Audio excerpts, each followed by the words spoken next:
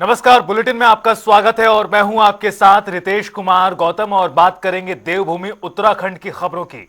शुरुआत बड़ी जानकारी के साथ ब्रेकिंग न्यूज से आपको रूबरू करा दें। मुख्यमंत्री पुष्कर सिंह धामी का आज हरिद्वार दौरा है और इंडोर स्टेडियम रोशनाबाद पहुंचेंगे सीएम। 50वीं राष्ट्रीय जूनियर कबड्डी चैंपियनशिप का शुभारंभ करेंगे। एबीवीपी के प्रांतीय अधिवेशन में भी हिस्सा लेंगे। मुख्यमंत्री के दौरे को लेकर प्रशासन ने पुख्ता तैयारियां की हैं। इस वक्त की बड़ी अपडेट, आज सीएम पुष्कर सिंह धामी का जो कार्यक्रम सामने आया है उसके मुताबिक आज मुख्यमंत्री हरिद्वार का दौरा करेंगे और यहां पर 50वीं राष्ट्रीय जूनियर कबड्डी चैंपियनशिप का आगाज किया जाएगा। इंडोर स्टेडियम रोशनाबाद पहुंचेंगे सीएम और यहां पर 50वीं राष्ट्रीय जूनियर कबड्डी चैंपियनशिप का होगा शुभारंभ। विकास खरे हमारे संवाददाता हमारे साथ जुड़ चुके हैं फोन लाइन पर ज्यादा खबर के लिए इस पूरे मुद्दे पर। विकास, मुख्यमंत्री पुष्कर सिंह धामी आज हरिद्वार के दौरे पर रहेंगे जहां जूनियर कबड्डी चैंपियनशिप का शुभारंभ होगा, तो एबीवीपी का प्रांतीय अधिवेशन भी है, उसमें भी सीएम शामिल होंगे। क्या कुछ और जानकारी मुख्यमंत्री के कार्यक्रम से जुड़ी हुई? बिल्कुल रितेश, देखिए आज दो विशेष कार्यक्रम है और जिसको लेकर मुख्यमंत्री पुष्कर सिंह धामी आज हरिद्वार दौरे पर है। हालांकि 50वीं राष्ट्रीय जूनियर कबड्डी चैंपियनशिप का भी आज वो जो है शुभारंभ करेंगे और ये शुभारंभ जो रोशनाबाद हरिद्वार जो स्टेडियम है वहाँ पर होगा, जिसको लेकर जो तमाम जो तैयारियां हरिद्वार प्रशासन द्वारा वहाँ पर की गई, तमाम सुरक्षा व्यवस्था वहाँ पर की गई। अगर मैं हरिद्वार की शहर की बात करूँ तो इसके बाद जो है एबीपी के प्रांतीय अधिवेशन में शामिल जो है सीएम धामी यहाँ पर होंगे। दो आज महत्वपूर्ण ये कार्यक्रम बताया जा रहा है, जिसको लेकर आज हरिद्वार दौरे पर सीएम मुख्यमंत्री पुष्कर सिंह धामी यहाँ पर पहुंच रहे हैं और जो प्रशासन की सुरक्षा व्यवस्था लेकर जो तैयारी है, हालांकि जो ट्रैफिक व्यवस्था है वो भी पूरी तरह से यहाँ पर चाक चौबंद की गई है ताकि सुरक्षा को लेकर कोई भी चूक ना हो सके। रितेश, विकास, जिस तरह से आप भी जानकारी दे रहे हैं कि मुख्यमंत्री के कार्यक्रम को लेकर पुख्ता तैयारियां की गई हैं, तैयारियों के साथ साथ और कौन कौन से नेता इसमें शामिल हो रहे हैं और कौन से दिग्गज इस पूरे कार्यक्रम में मौजूद रह सकते हैं, चाहे फिर वो कबड्डी टूर्नामेंट का आगाज हो या फिर एबीवीपी का कार्यक्रम हो? बिल्कुल, देखिए अगर हम बात करें तो और जो दिग्गज नेता यहाँ पर जो त्रिवेंद्र सिंह रावत है, हरिद्वार सांसद, वो भी जो है इस कार्यक्रम में शामिल हो गए। हरिद्वार विधायक मदन कौशिक भी इस कार्यक्रम में जो है शामिल हो गए और रानीपुर जो विधायक आदेश चौहान वो भी इस कार्यक्रम में जो है शिरकत करेंगे। तमाम जो दिग्गज नेता है वो आज इस प्रोग्राम में यहाँ पर पहुंचेंगे। या फिर प्रेमनगर आश्रम में जो आज अधिवेशन होने वाला है उसमें भी जो तमाम जो हरिद्वार के साधु संत है वो भी वहाँ पर पहुंचने वाले और लगभग 2:30 पर हरिद्वार जो है मुख्यमंत्री सीएम धामी यहाँ पर पहुंचेंगे, जिसको लेकर तमाम जो तैयार है वो यहाँ पर पूरी की गई है। रितेश, चलिए, बहुत शुक्रिया आपका विकास इस पूरी जानकारी और अपडेट्स के लिए मुख्यमंत्री के कार्यक्रम पर। तो मुख्यमंत्री पुष्कर सिंह धामी आज अलग अलग कार्यक्रम में हरिद्वार में शिरकत करेंगे, जिसे लेकर प्रशासन ने पुख्ता तैयारियां की हैं।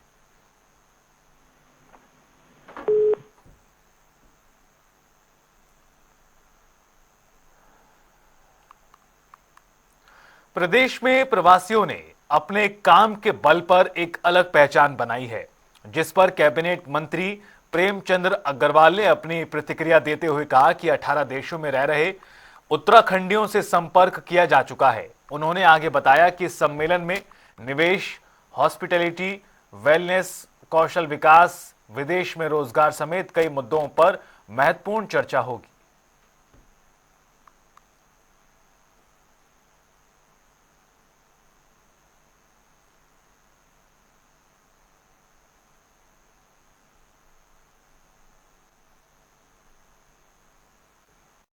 देखिए, आप जानते हैं हमारे उत्तराखंड के बहुत से लोग विभिन्न क्षेत्रों में अपनी सेवाएं दे रहे हैं और ये भी आप जानते हैं कि हमारे उत्तराखंड के लोग जिस ईमानदारी के साथ, जिस कर्मठता के साथ काम कर रहे हैं और उन्होंने अपने परिवार के साथ साथ मेरे को तो ये भी कहना चाहिए कि इन्होंने हमारे प्रदेश का नाम रोशन किया है।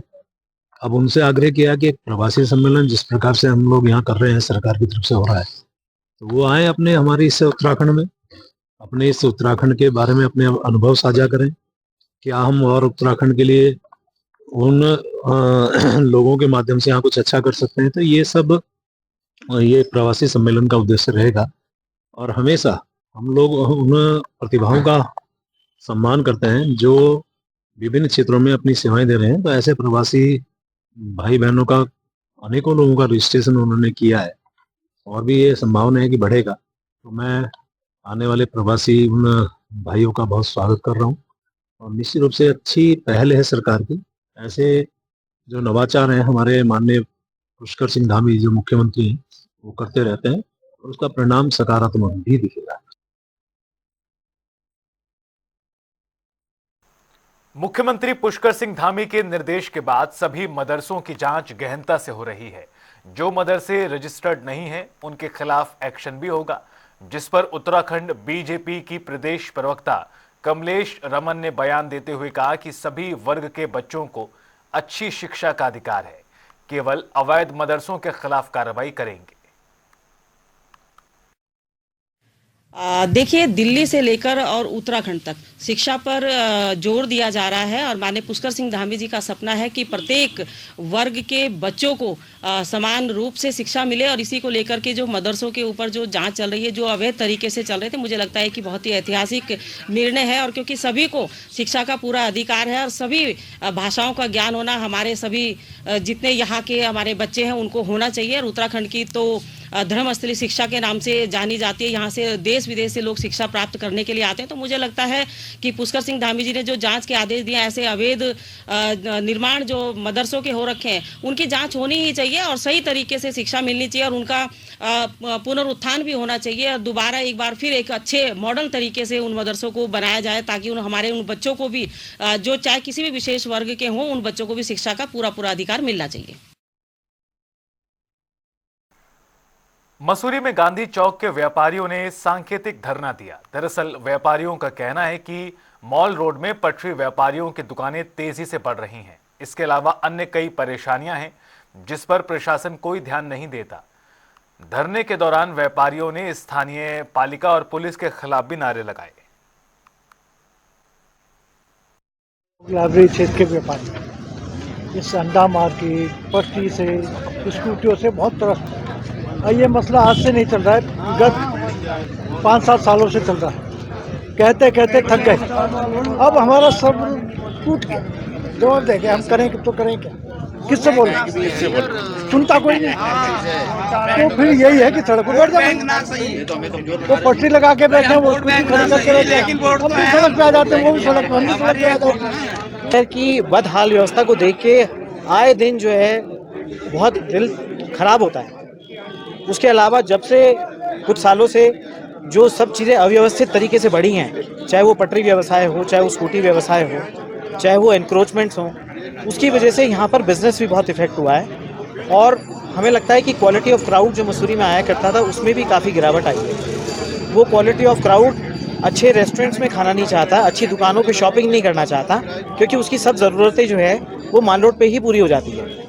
वो टैक्सी नहीं लेना चाहता क्योंकि उसको सस्ती स्कूटी मिल जाती है 300 रुपये की। तो इसलिए जो शहर की पूरी व्यवस्थाएं हैं उसको लेके हमारा ज़्यादा आक्रोश है और जब पेट पे लात पड़ती है तो फिर मुंह से आ भी निकलती है। स्कूटी वाले इनके पास कोई लाइसेंस तो है नहीं।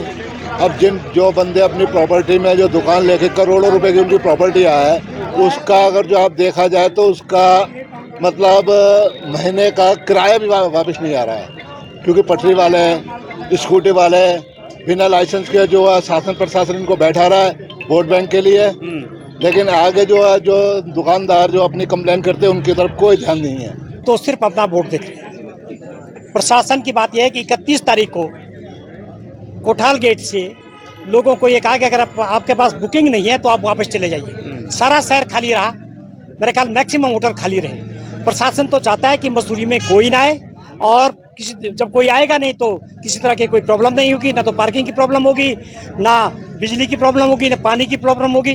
वो तो चाहते हैं कि किसी तरह से आज का दिन टले, कल का दिन टले, उनका शहर से कोई लेना देना है नहीं। ठीक प्रकार नहीं किया जा रहा है तो मुझे 16 साल हो गए, मैं बिल्कुल पद छोड़ने को तैयार हूँ और हर्ष के साथ पद छोड़ते हुए अपना पदभार किसी ऐसे व्यक्ति को देना चाहूँगा जो इस कार्य को अच्छे प्रकार से किया जाएगा। मेरे अभी प्रशासन में बात हुई है, दोनों मुद्दों को लेकर, जो पटरी का मुद्दा है और जो टू व्हीलर स्कूटी की पार्किंग और अवैध टू व्हीलर जो चलने का मुद्दा है, इस मुद्दे में क्योंकि आजकल चुनाव का समय है कोई भी जो कई नेतागण जो हैं वो बीच में नहीं आना चाहेंगे। मैंने प्रशासन से बात कर ली है, प्रशासनिक तौर पर बहुत जल्द इसका एक निश्चय निकल रहा है। खबर मसूरी से, जहां दंपत्ति के काउंसलिंग करने के दौरान लड़की के पिता की अचानक हार्ट अटैक से मौत हो गई। इस घटना के बाद सूचना पर पुलिस मौके पर पहुंची। जानकारी के मुताबिक पूरे पोस्टमार्टम की वीडियोग्राफी और फोटोग्राफी भी कराई जाएगी।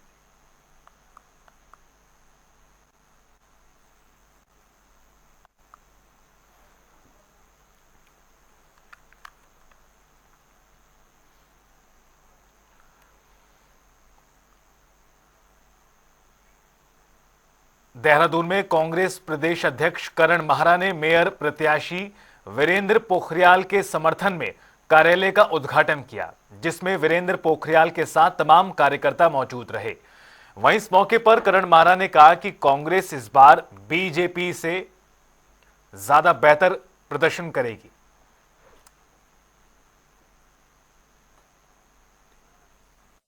क्षेत्र में भी था और यहाँ भी वीरेंद्र भाई का जो मैं देख रहा हूँ, कई ऐसे लोग जो वर्षों से पॉलिटिकल एक्टिविटीज में पार्टिसिपेट नहीं कर रहे हैं, वो लोग निकल के बाहर आ रहे हैं। बुद्धिजीवी हैं, पत्रकार हैं, वकील हैं, साइंटिस्ट हैं, उन लोगों को मैं बहुत सालों के बाद इस तरीके से पॉलिटिकल इन्वॉल्वमेंट उनका देख रहा हूँ और ये शुभ संकेत है।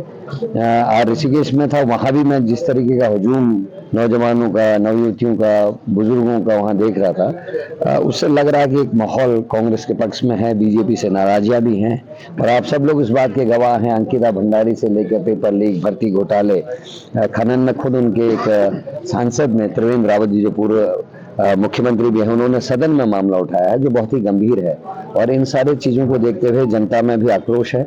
माएँ अपने बच्चों के रोजगार को लेकर, बेटियों की सुरक्षा को लेकर चिंतित हैं। वहीं माता पिता दोनों अपने बच्चों की शिक्षा व्यवस्था को लेकर, स्वास्थ्य को लेकर, जिस तरह के अस्पतालों में डॉक्टर नहीं है, टीचर्स नहीं दिख रहे हैं, इन सारी बातों का असर लोगों में अब समय समय होने लगा है और लोग कहीं ना कहीं खुद को ठगा हुआ महसूस कर रहे हैं। मुझे पूरा भरोसा है कि वीरेंद्र पोखरियाल जी भी और जो हमारे अन्य प्रत्याशी हैं सभी जीत के आएंगे।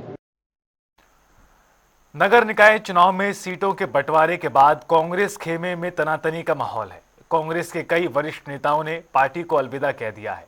इस कड़ी में कांग्रेस के महामंत्री राजेंद्र शाह ने कांग्रेस छोड़ने वालों को भगोड़ा घोषित करार दिया। साथ ही कहा कि जब चुनाव का माहौल हो तब कांग्रेस या अपनी पार्टी को छोड़ना कायरता और भगोड़ापन कहलाता है। आपको बता दें कि टिकट बंटने के बाद से नाराज चल रहे कांग्रेस उपाध्यक्ष मथुरा दत्त जोशी ने कांग्रेस छोड़कर बीजेपी ज्वाइन कर ली। वहीं अल्मोड़ा से वरिष्ठ कांग्रेस नेता बिट्टू कर्नाटक ने भी कांग्रेस का दामन छोड़ बीजेपी ज्वाइन कर ली है।